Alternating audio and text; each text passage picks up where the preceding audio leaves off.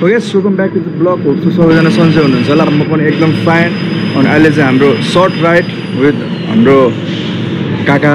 दाइहरूसँग टक्क अहिले चाहिँ हामी ग्यारेजमा हाम्रो हल्का बाइक बनाउनु पर्ने भएर बाइक बनाउँदैछौँ टक्क हामीसँग सागर दाइ हुनुहुन्छ अनि सबजना चाहिँ आधी जस्तो मान्छेहरू चाहिँ सब गइसकेको छन् हामी चाहिँ अलिकति लास्टमा परेर सबैजना गइसक्नु भएको रहेछ अब हामी जान बाइक छौँ दुईजना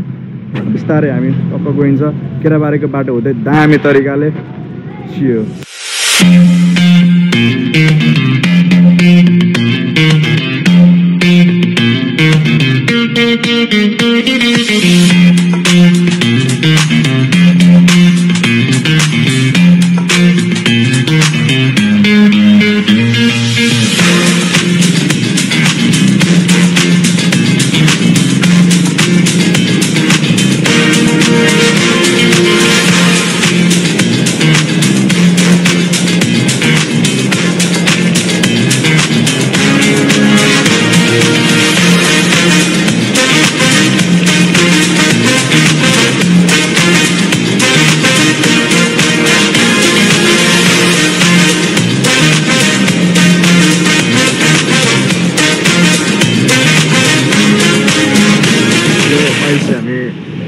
छिरिसक्यौँ धरान इन्टर हान्यौँ होइन मेरो लुक्स कस्तो देखिरहेछ म चस्मा ल्याउनै बिर्सेछु क्या सो हामी चाहिँ अहिले फिल अप गर्दैछौँ बाइकमा टक्क लगाएर दामी तरिकाले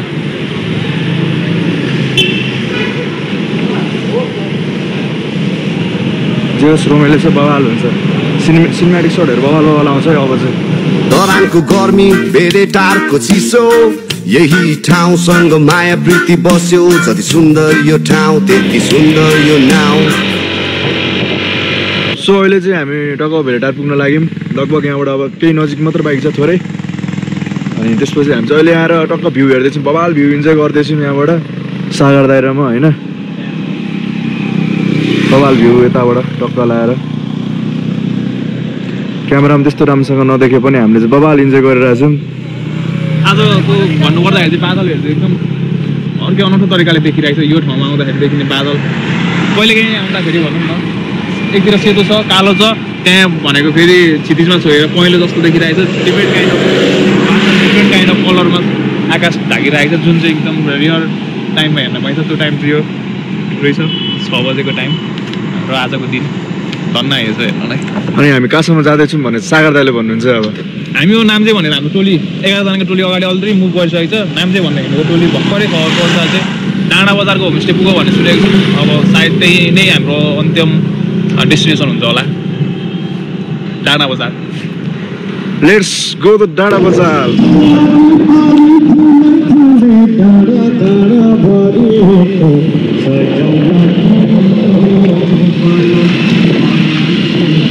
अहिले हामी टक्क लगाएर नाम्चे छेउ पुगिसक्यौँ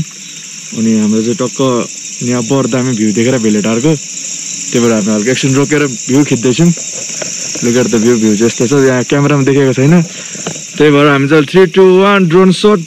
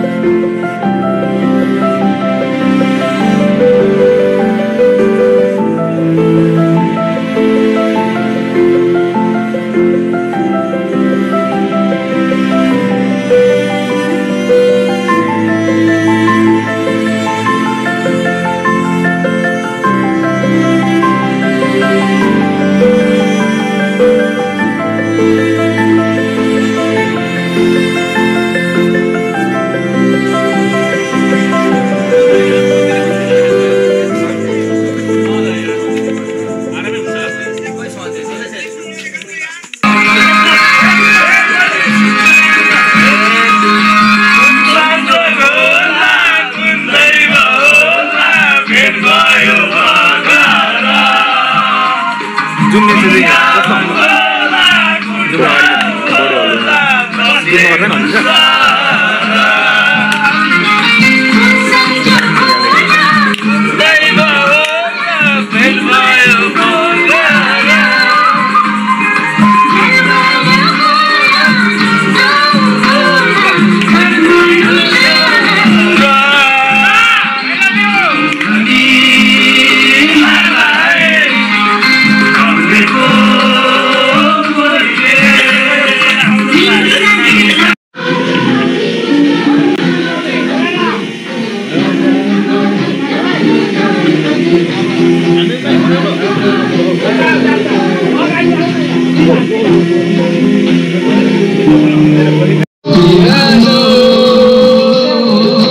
सबै छोडी जानु छ एक्लो पैसाले लागि आफ्नो बिरालो सबै छोडी जानु छ एक्लो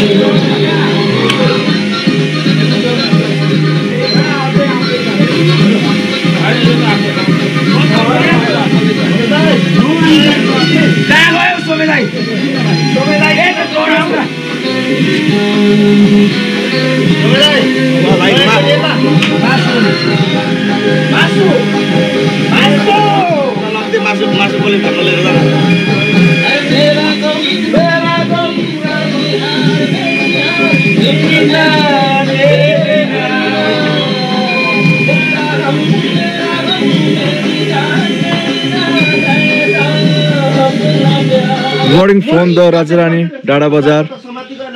टक्क लगाएर बिहानको हेर्दै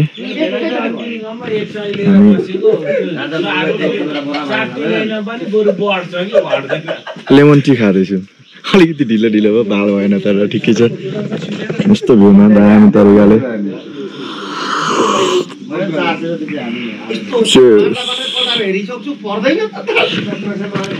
त्यही हो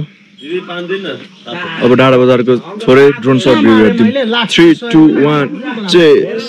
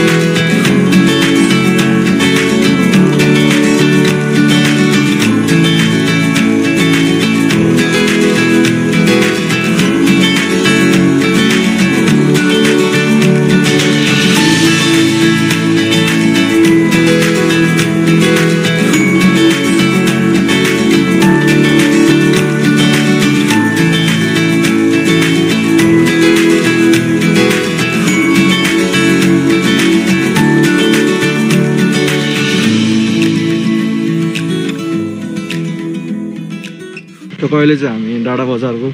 तपाईँ यो एउटा पार्क जस्तो के रहेछ भित्र हेरिदिउँ है त दामी तरिकाले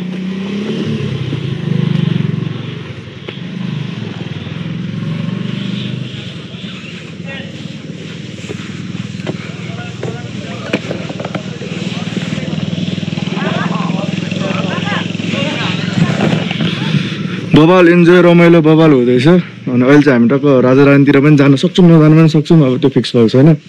अब हेरौँ के हुन्छ के हो यो पार्कको नाम चाहिँ टक्क यो रहेछ भाग्येश्वर के हो यो पनाएनमा चिसियोस् लास्टमा पार्क छ त्यो यो द्याट सिट त्यति भए पुग्यो मलाई बबाल कस्तो देखिरहेछ मेरो लुक्समा सप्ताहहरूमा फेरि स्टेसनै पछि सामान किन्दैछन् बजार उठाइदिइसके त हेरे आज सब बजार सब छ्यास बनाइदिइसके सामान बोकेर म के देखाएँ त्यो पनि के किने त्यो पनि देखाइदिन्छु ल म सबजनाले मेन गरेर यहाँ एउटा 100 रुपियाँको झोला किनेको छ एउटा झोला 2-3 किन्नु भएको छ होइन अनि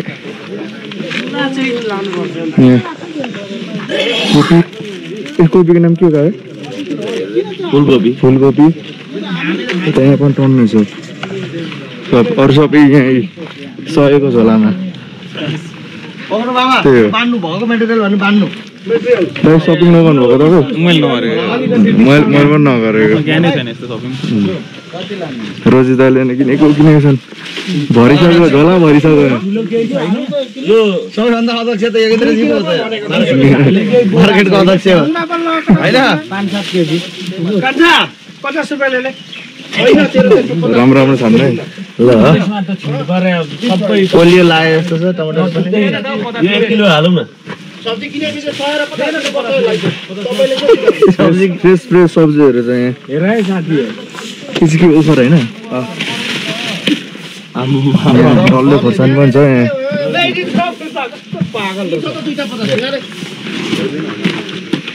अंकल त्यहाँ टमाटर पुगे केजी 300 रुपैयाँ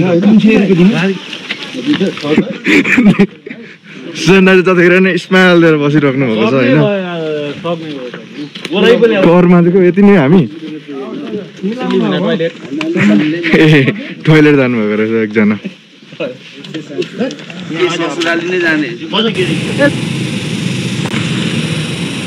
मस्त धरानको भ्यू हेर्दैछौँ हामी यहाँबाट अनि अब टक्क लगभग हामी धरान पुग्नु अब 2-3 मिनट 3-4 मिनट कति छ पुगिसकेपछि हामी टक्क केराबारी निस्किँदै हामी घर जान्छौँ त्यसपछि मेरो ब्लग एन्ड हुन्छ अहिले नै एन्ड हान्दिनँ त्यो guys see you next vlog bye bye peace love you all